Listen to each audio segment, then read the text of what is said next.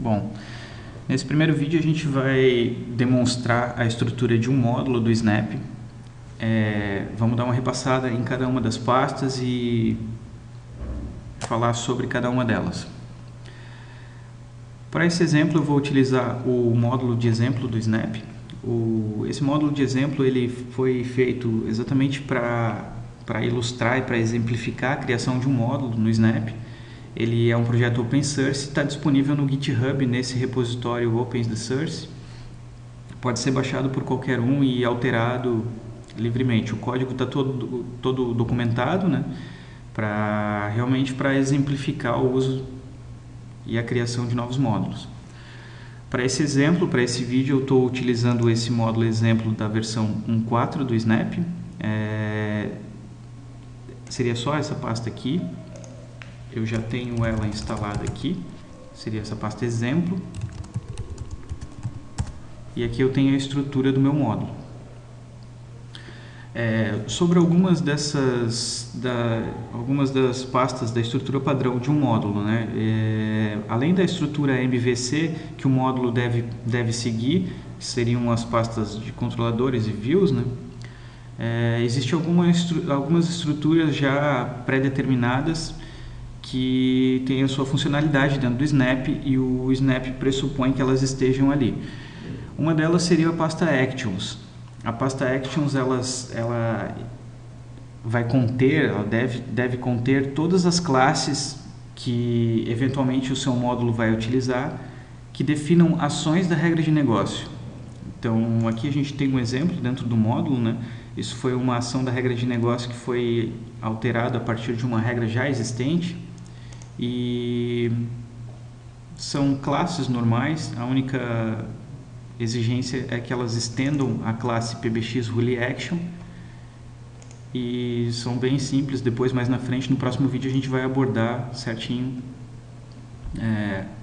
um exemplo dessas classes. Seguindo a estrutura, a pasta controladores, eu tenho definido todos os controladores da minha aplicação. Então, eu posso ter N controladores, né? Isso vai depender muito da estrutura da aplicação que você queira fazer. Aqui eu tenho um exemplo de cadastro, né? Uma classe simples também, a única exigência é que ela estenda o Zend Controller Action, né?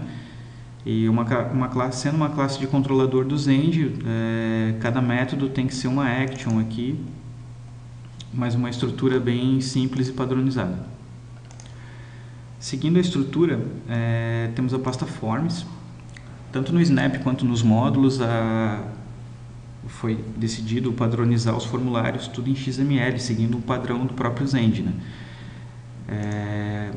Dessa forma a gente consegue ter uma estrutura organizada e juntamente dentro do XML a gente guarda validações e eventuais informações referentes aos campos do formulário, né?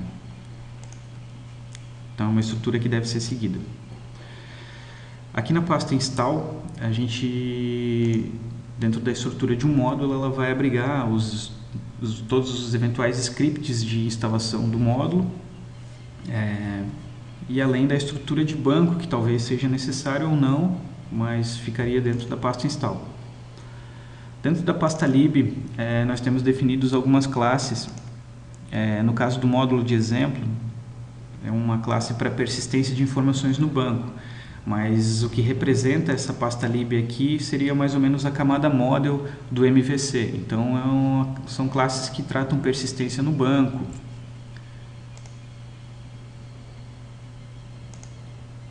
Seguindo a estrutura aqui, a gente tem a pasta view, que faria parte do MVC também.